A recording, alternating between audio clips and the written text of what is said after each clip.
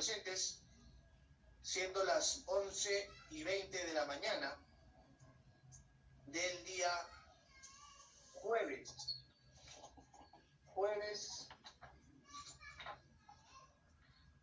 18 de junio de 2020. Nos encontramos, estamos haciendo la audiencia vía videoconferencia mediante el aplicativo de Google Meet, debido pues al estado de emergencia y a fin de evitar pues el tema del contagio de COVID-19. Esas son las reglas que ha concedido, en este caso, impuesto en este caso el Estado, a fin de llevar a cabo pues las audiencias públicas. Bien, hemos sido convocados para una audiencia de cese de prisión preventiva en el expediente 1268-2019, en los seguidos contra los procesados Elí Monsalve González y David Vera Guamán. Se les imputa el delito de robo agravado en agravio de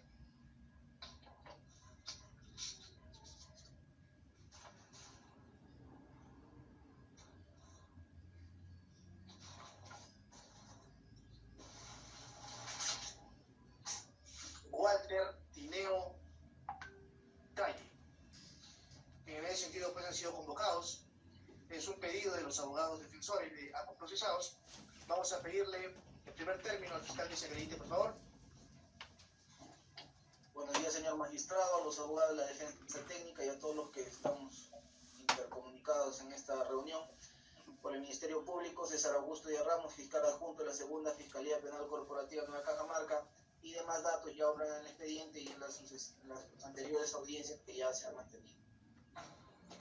Bien, para que se acredite el abogado del señor David Vera Guamán, doctor Alexia. Sí, doctor, muy buenos días, señor fiscal, muy buenos días, doctora Kelly Mayanay. Adolfo Amaro Laechea Plat, identificado con CAL 65154 del Abogado de Lima, y los abogados del imputado David Vera Guamán, y los demás datos que ya obran en autos. Bien, la abogada del señor Elí González. Muy buenos días, señor juez, representante del Ministerio Público, abogado de la defensa, la doctora Kelly Mayanay Asenjo, con registro de ICAL 3546 y demás datos que ya también obran en autos. Bien. Erickson, ¿están presentes los procesados? ¿Están ahí en...? Sí, doctor, está me parece, personal del INPE de apellido Salazar, encargado encargado de trasladar, me parece, a los internos. No sé si es que se podría activar su micrófono y poder identificarse. Sí, claro, que lo tienen. Sí, está. Yo tengo acá en la sala, están participando de la audiencia 7 personas. Una de ellas es el señor Salazar, INPE. Señor Salazar, buenos días.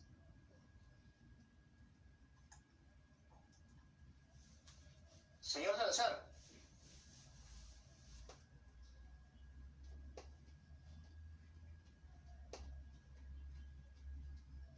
Erickson, nada. Ya, ahí está. Ahí está, perfecto. Aquí estamos viéndolos. Buenos días, señores. El señor David Vera Guamán. Nombre completo, por favor. David Vera Guamán. Número de DNI. 749-57654. ¿Qué edad tienes, David? 23 años de edad. 23. ¿Cuál era tu domicilio? ¿Dónde vivías antes? Centro Poblado Pueblo Libre. ¿A qué te dedicabas? A la agricultura. ¿Tienes hijos, familia? Sí, un hijo con 4 años. 4 años. Sí. Ya, gracias. El señor Elí, nombre completo. González Elí. Número de DNI. 79-54-44-53. ¿Cuál era tu domicilio? Pueblo Libre. qué te dedicabas, Selim? A la agricultura, ayudar a mi papá. ¿Tienes familia, hijos, esposa? No, no tengo hijos. Ya eres soltero, ¿no? Soltero. Bien, gracias. Esta es una audiencia del cese de prisión preventiva que han solicitado sus abogados. ¿Ya? Vamos a declarar instalar la audiencia de cese de prisión preventiva, ya que están presentes todos los sujetos procesales, apersonados en autos. Bien, la audiencia vamos a declarar instalada la misma, artículo 283 del Código Procesal Penal.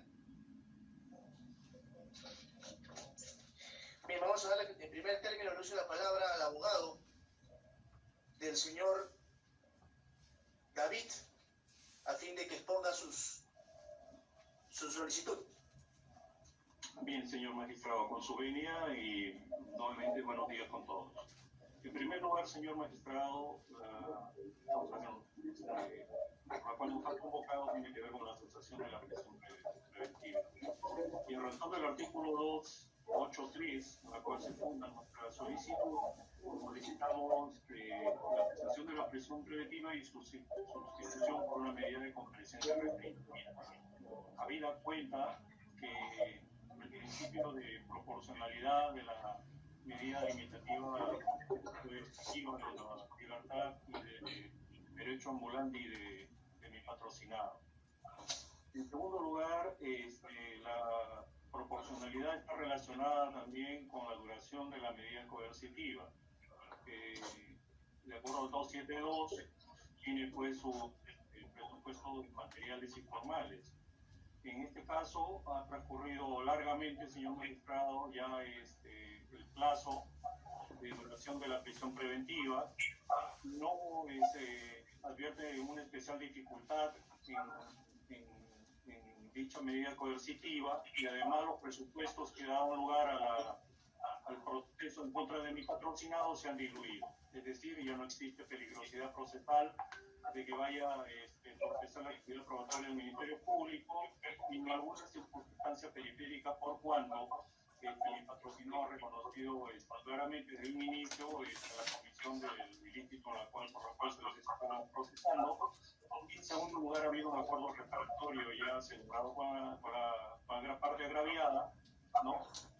Atendiendo a las circunstancias personales también mi patrocinado, que no tiene antecedentes penales, no es sujeto de habitualidad a la comisión de este tipo de delitos y por circunstancias externas por circunstancias de intervención interna debido a su estado junto a la comisión del delito, pues incurrió en el mismo, ¿no? En tercer lugar, señor magistrado, mi patrocinado cuenta con arraigo familiar, como bien es conocido, de lo que se desprende de su hoja de datos, de la hoja informativa de la RENIEC, el señor tiene un domicilio fijo en la cual habita conjuntamente con sus señores padres. En segundo lugar, su actividad laboral, como es conocido que en la región es la agricultura, pues se dedica a la agricultura y que son actividades que demandan el apoyo en el campo. Y en tercer lugar, señor magistrado, no existe peligro de fuga. ¿Por qué? Porque mi patrocinado no tiene medios económicos suficientes como para poder sustraerse de la acción dirigiéndose a otro lugar. No hay un peligro inminente, ni se concretiza, ni es evidente de que haya una intencionalidad o una voluntad de poder eludir la acción de la justicia. El patrocinado está dispuesto a someterse al proceso que se ha instaurado y quiere responsabilizarse de sus actos. En quinto lugar, señor magistrado, existe una situación especial. Él es el único apoyo de sus padres, que ayuda a sus padres en el campo, que son mayores. Asimismo, yo pediría a su despacho que aplique unas medidas de comparecencia restringida. Habida cuenta que desde el inicio ha habido una voluntad manifiesta en el patrocinado de colaborar con el esclarecimiento de la investigación y dado que también existe pues, una situación de pandemia. Eso es todo, señor magistrado, de momento. Bien, le damos el uso de la palabra ahora a la abogada del señor Eli. Muchas gracias, señor juez. Señor juez, el numeral 3.3 del artículo 3 del decreto legislativo 15.3 expresa 3.3. Sin perjuicio de la revisión de oficio, las procesadas y procesados que se encuentren dentro de los supuestos de los delitos excluidos de la medida de cesación regulada en el artículo 2 de la presente norma, puede solicitar la cesación de su prisión preventiva de acuerdo a lo establecido en el artículo 283 del Código Procesal Penal, en cuyo caso el juez competente valora los elementos de comisión listados en el numeral anterior. Quiere decir, señor juez, que a pesar que el proceso, el título de imputación es por robo agravado y por lo tanto se ha excluido, pero únicamente para una revisión de oficio, más no para un pedido de cesación por parte nuestra, por efecto del decreto legislativo 1513, numeral 3.3. Entonces, estamos ante una figura muy diferente a la revisión de oficio. Seguimos. El artículo 3.3, inciso A. Revisión, perdón. 3.A. El procesado o procesada que cuenten con un plazo de prisión preventiva ampliada una o más veces sin fecha programada y notificada para el inicio del juicio oral. Como es el caso, señor juez, no nos han notificado ni siquiera el auto para el juicio. Y su despacho inclusive declaró fundado el requerimiento de prolongación de prisión preventiva mediante resolución número 3 de fecha 25 de mayo. De manera que el primer elemento de cesación, la concurrencia para efecto de valoración de la cesación de la prisión preventiva, la prolongación del plazo y la ausencia del auto de enjuiciamiento o el juicio oral, como es el caso. Debo manifestar además que la defensa no necesita probar otros elementos de convicción, ya que el legislador no ha considerado que no son concurrentes o copulativos. Mire usted, señor juez, un juez similar estima, el doctor de investigación preparatoria Juan Carlos Valdivieso manifiesta en su página 12, a la pregunta 18, no necesariamente la evaluación de criterios procesales es excluyente. Vale decir, no se requiere que el procesado cuente con una prisión prolongada y a su vez, dentro de esto, del grupo de riesgo. Es decir, es suficiente la presencia de cualquiera de uno de ellos. Asimismo, señor juez, estos nuevos elementos han disminuido totalmente el peligrosísimo procesal del supuesto D, porque atendiendo lo que dispone el artículo 269, inciso 1, este nuevo elemento ha eliminado la posibilidad de excluirse del país y evitar el proceso, el riesgo de fuga por parte de mi patrocinado. Asimismo, en cuanto a la proporcionalidad, estos nuevos elementos de convicción son proporcionales, pues la finalidad de la norma lo que pretende precisamente es evitar el deshacinamiento. De lo contrario, en su continuación, la prisión preventiva más bien sería desproporcional. Esta permanencia de la prisión preventiva sería más bien desproporcional, como le indico, porque la finalidad es buscar el deshacinamiento. Muchas gracias. Bien, vamos a cortar al lado de los pedidos, de los requerimientos al señor fiscal.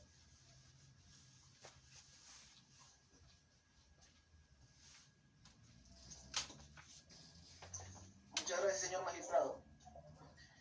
Bien, habiendo escuchado lo manifestado ya por los abogados, quisiera referirme un poco a cómo es que se produjo la intervención.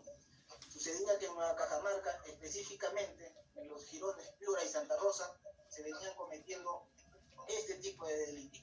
Personas que interceptaban a transeúntes, les golpeaban y les despojaban.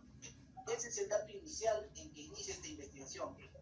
Fue de esa forma que ya ha alertado tanto la Policía Nacional como el personal serenazgo habían diseñado ya una estrategia de tal forma que ya las cámaras de seguridad de Serenazgo estaban enfocando, y fue ese motivo en que se logró intervenir en flagrancia a los diputados. Y eso haciendo, o recordando en todo caso, cómo es que se diseñó la intervención. Respecto de lo manifestado por el abogado del diputado David Vera Guamán, debo señalar lo siguiente. Señala pues que se ha solicitado la prolongación sin haber justificado o en todo caso sin que se haya acreditado dilaciones indebidas en el presente proceso, lo cual es mentira. El anterior abogado de los imputados presentó hasta 3 escritos solicitando la ampliación de declaración de los ahora acusados, que ya se ha formulado la acusación. Es decir, ahí radicó un poco la dilación del proceso. Se fijó una fecha, no asistió, volvió a insistir, tampoco asistió, y finalmente ya en el mes de diciembre, el día 12, finalmente el abogado en aquel entonces solicitó la terminación anticipada, lo cual se firmó en el tribunal. Es por eso que no se pudo avanzar o formular acusación antes, considerando además que dichos pedidos incluían la ampliatoria de declaración del agraviado, señor magistrado. No señalaban cuáles eran los motivos. Entiendo yo, podrían haber estado influyendo ya para que varíe su declaración. Dicho pedido no fue aceptado por el despacho, se declararon improcedentes, y también eso era lo que impedía formular acusación. En consecuencia, sí se ha demorado. Ya posteriormente se formuló acusación en febrero y en enero, el 15 de enero. Sin embargo, pues ya conforme a las vacaciones judiciales, después la huelga y posteriormente ya el COVID han sido lo que han generado la dificultad en este proceso. En consecuencia, sí, no es que se ha prolongado la prisión preventiva o se ha demorado en este caso sin tener justificación. Asimismo, también señala que su patrocinado ha reconocido su participación en los hechos. Ha reconocido, si se toma en cuenta, pues, el acuerdo de terminación anticipada, que ya fue rechazado por su despacho.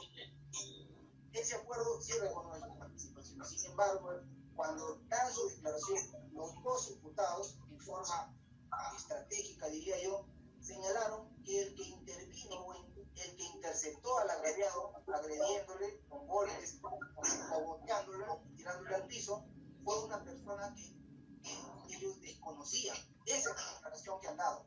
En consecuencia, visualizada ya el video, se ha demostrado pues fehacientemente que esa tercera persona no existió. El que intervino, el que interceptó al agraviado fue Elí Monsalve González. Él fue el que le agredió con puñetes, pero con el cuello le tira el piso y logran ya reducirlo.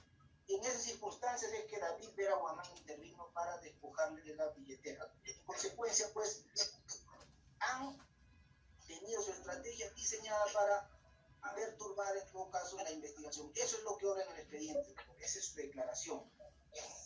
Respecto del arraigo familiar que he indicado, también cabe señalar pues que en el expediente no obra ningún documento, en todo caso no sé si a su despacho se lo han presentado de que posea un hijo.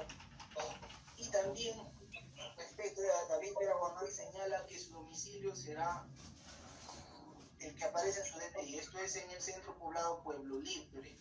Señor magistrado, nosotros que trabajamos acá tenemos conocimiento que cruzado el río Mayo ya es zona liberada, o sea, los señores van a ir a una zona donde la policía no ingresa. Para que ingresen la ronda, las comunidades no dejan ingresar.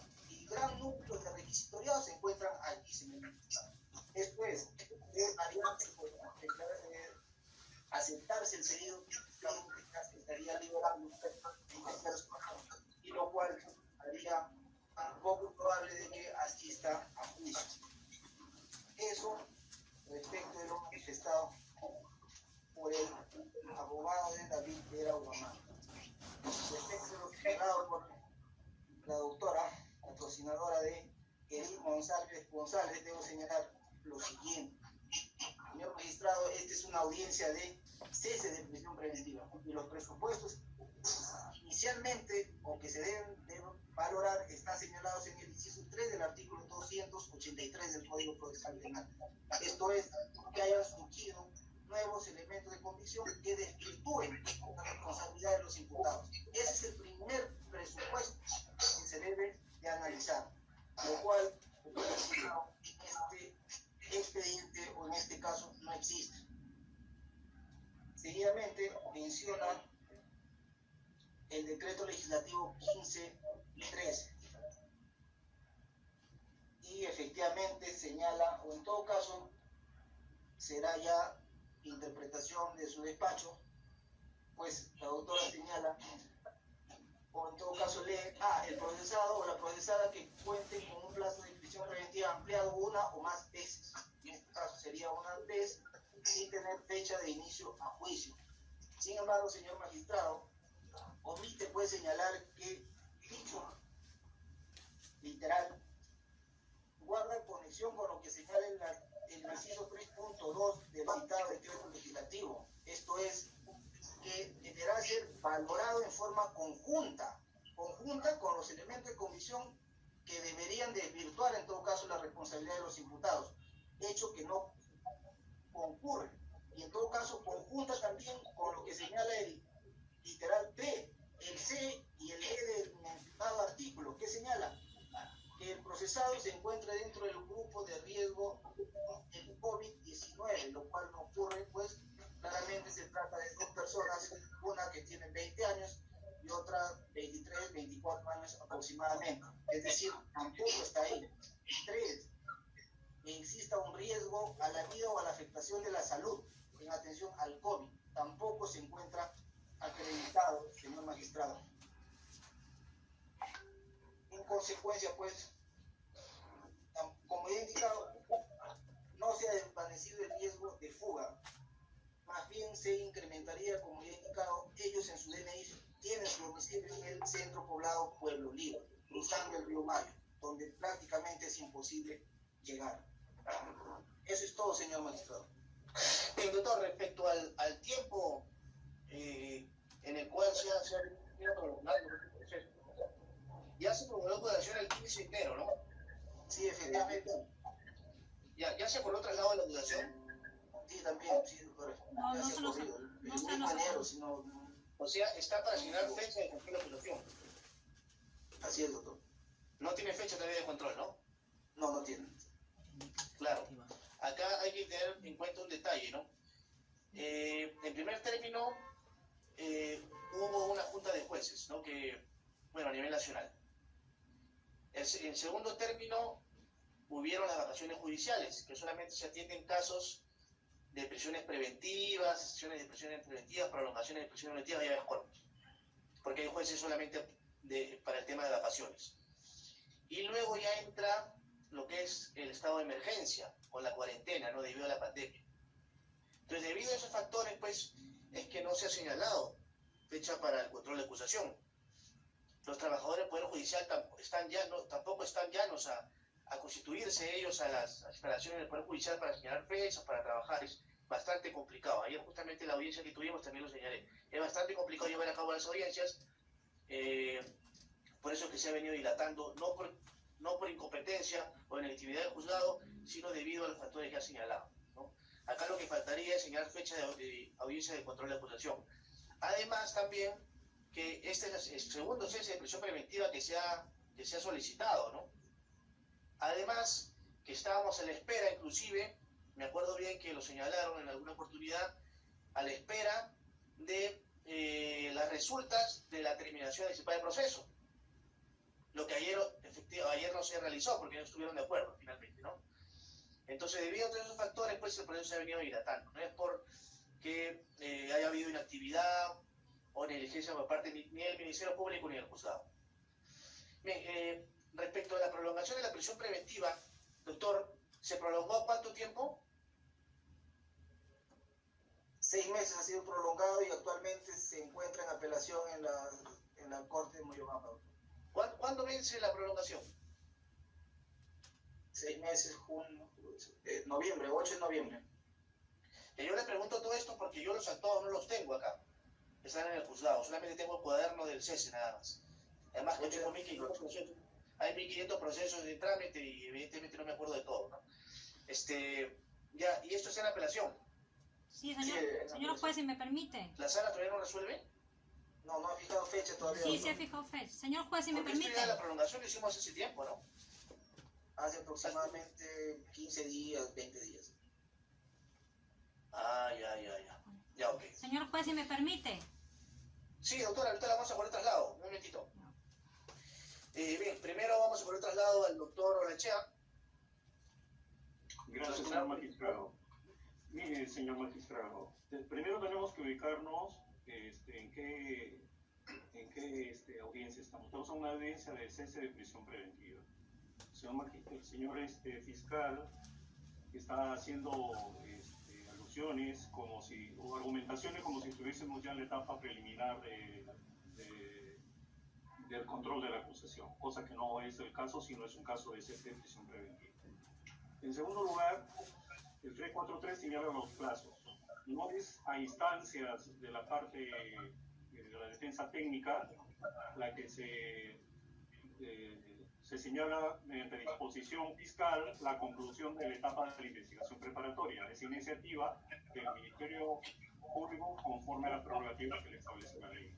Entonces estamos frente a un nuevo estadio procesal, que es la etapa intermedia, que se ha corrido, todavía no se ha corrido el traslado, entonces no podemos hacer una prognosis en razón de los argumentos que usted brillantemente ha expuesto de la situación excepcional que vive todo el país.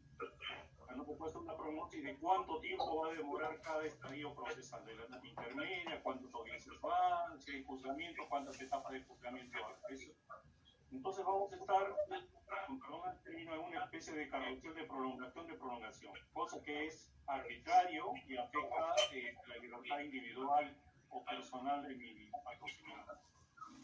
En tercer lugar, señor magistrado, ya usted resolvió sobre el tema de la prolongación de prisión preventiva, que a nuestro modo de entender, perdón, la reiteración, dado que estamos en la etapa de investigación, en la etapa intermedia, la presentación del requerimiento de prolongación preventiva lo ha hecho de manera temporal. Se debería estar integrado dentro de la acusación, como señala la casación 328-2012 de ICA, que es doctrina jurisprudencial vinculante. Entonces, por ahí. En segundo lugar, los presupuestos materiales que inicialmente dieron lugar a la prisión preventiva se han diluido. El señor fiscal expone de que mi patrocinado se va a ir una zona prácticamente de territorio liberado, tipo de época de sendero, donde la policía no va a entrar y no se le puede construir. En ningún momento mi patrocinado ha tenido la voluntad o la intención de eludir la acción de la justicia. Desea que el proceso se desarrolle dentro de las circunstancias normales que corresponde a un proceso judicial penal. Peligro de obstaculización. En concreto, no exhibe el Ministerio Público no exhibe cuál es el peligro concreto de obstaculización. ¿Qué va a destruir? ¿Qué va a ocultar? ¿Qué va a alterar? Las apreciaciones valorativas que hace son subjetivas, no son objetivas, señor magistrado. Porque si entramos a discutir en el fondo del asunto, de la imputación concreta que está realizando la Fiscalía en esta audiencia, pues tendremos un elemento más que suficiente para cuestionar la validez del medio probatorio audiovisual, por mi parte. En segundo lugar, no tiene flagrancia. Podría hablarse de una cuantiflagrancia. En cuarto lugar, la actividad, la mayoría de los de las personas que trabajan en la región San Martín la conozco bastante bien porque he sido asesor del Congreso y por un congresista de la región y la conozco muy bien, es el campo y algunas actividades en conexión. Entonces las personas no tienen una intención manifiesta de dirigirse a una zona de territorio liberado para sustraerse. Para eso está el Ministerio Público, para interrogativos y poder capturar a aquellas personas que se sustraen de la persecución penal. Creo que esa es la responsabilidad o la función del Ministerio Público. En sexto lugar, señor magistrado, dentro de la carpeta fiscal, ahora los datos del imputado. Pregunta, ¿de dónde sacó los datos del imputado el distinguido representante del Ministerio Público? Sino de la hoja informativa de la ficha RENIEC. Y esa ficha RENIEC está conexionada con los datos que figuran en el OPE para el lugar de votación. En séptimo lugar. En concreto, el agraviado no ha sufrido, señor magistrado, las golpes y todo eso, porque no hay evidencia una pericia técnica que acredite fehacientemente. Y ustedes sabemos muy bien, señor, que el modo empleado ha sido el cogoteo. Y el cogoteo simplemente es reducir, ¿no?, y neutralizar cualquier tipo de reacción física de la supuesta víctima. Y ahí se interiorizan aspectos subjetivos y psicológicos de la víctima. La víctima o tiende a forcejear, lo cual puede concatenar una serie de respuestas físicas que pueden ser de agresión y en consecuencia producir las lesiones. Pero en este caso hay un sometimiento, a nuestro modo de entender, con el señor representante del Ministerio Público, a un acto de agresión para sustracción de un bien patrimonial. Entonces, señor magistrado, se han diluido estas expectativas de peligro de fuga, de peligro de obstaculización. Y además, toda medida coercitiva tiene su proporcionalidad con la duración del proceso de investigación preparatoria que ya ha concluido. Entonces, una interpretación particular y sería de discusión dogmática e interpretación de la norma jurídica, que los efectos que produce una resolución de prisión preventiva deberían cumplir conjuntamente con la formulación del requerimiento acusatorio de la Fiscalía. Porque no se puede prolongar el tiempo, porque en el numeral 4 del 349 señala que la Fiscalía podría señalar su cuestión, argumentar cuáles son las medidas de fuerza subsistentes. Entonces, el Código Procesal Penal se condiciona no es una interpretación taxativa literal, simplemente del articulado pertinente. En conclusión, señor magistrado, por estas consideraciones, solicito que se le varíe la prisión preventiva de mi patrocinado David Guamán por la comparecencia restringida. Me da cuenta que también, señor magistrado, ya se aprobó también el uso del billete electrónico para que pueda penalizar un poco del Ministerio Público y que el patrocinado pueda debido a este aspecto se sustrae de la. Bien, gracias. La doctora Kelly. Señor juez, el fiscal no ha contradicho los presupuestos que exige la norma para que no prospere la cesación de la prisión preventiva. Solo lo hemos escuchado exponer su teoría del caso. Me dice de que no hay un nuevo elemento. ¿Cómo no haber un nuevo elemento? Estamos ante una circunstancia especial, de coyuntura nacional, mundial. Debemos aceptar que hay un nuevo elemento excepcional de cesación. No porque yo lo diga, sino porque está establecido en el mismo decreto legislativo 1513. De manera de que sí existe un nuevo elemento, señores, de carácter excepcional por la coyuntura que estamos viviendo. Segundo, me dice de que no debemos de probar. Señora, el artículo 156, inciso 3 del Código Procesal Penal dice: los hechos notorios no requieren ser probados, no requieren probanza. El riesgo de contagio es evidente. Tercero, no debe hacerse una interpretación restrictiva de la norma en contra del procesado. Principio pro homine. Estamos llevando un proceso, una audiencia en las cuales no se cumple el espíritu, la finalidad de la norma, el decreto legislativo 1513. De manera que yo solicito, señor juez, de que haga usted una evaluación exhaustiva de lo que estamos pidiendo, porque nuestro pedido se encuentra dentro de los alcances precisamente de la norma que ha estipulado el decreto legislativo 1513, señor. Muchas gracias. Bien. Los procesados Eli y David, ¿están por ahí? Señor del INPE.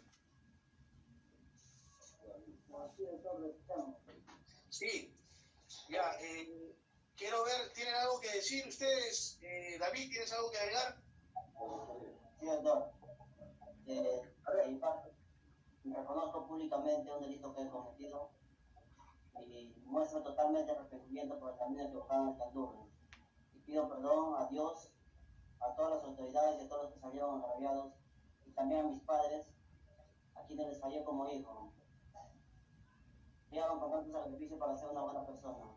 De todo corazón, señor juez, pido una oportunidad mediante este procedimiento para salir de este lugar y ser una buena persona útil a la sociedad y demostrarles que el tiempo en que viví en este lugar me sirvió de mucho y aprendí a valorar muchas cosas. Y por la más grande responsabilidad que tengo, que como padre que soy, fallar de mi hijo, trabajar y estar a su lado, así poder educarlo y cuidarlo, siendo yo el sustento de mi familia. Pido una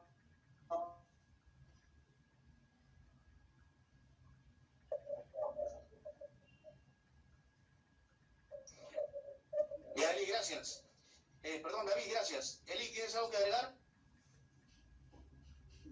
Sí, doctor, en primer lugar pido disculpas ante ustedes. Estoy arrepentido firmemente por todas las cosas que había hecho. Y acá aprendí muchas cosas a valorar, lo que fue no estaba valorando, y estoy muy arrepentido ante mi madre. Estoy muy avergonzado de las cosas lo que había hecho. Quisiera que me den una oportunidad más para poder demostrar a la persona que soy una mejor persona ante la sociedad. Listo, gracias. Bien, doctores, me voy a reservar la resolución para el mejor estudio de autos, ¿ya? Y la resolución respectiva se notificará a los domicilios procesales en el plazo de ley, ¿ya? Gracias, son las 12:03 de la tarde del jueves 18 de junio 2020. Se da por concluida la edición y por cerrado el audio. Gracias.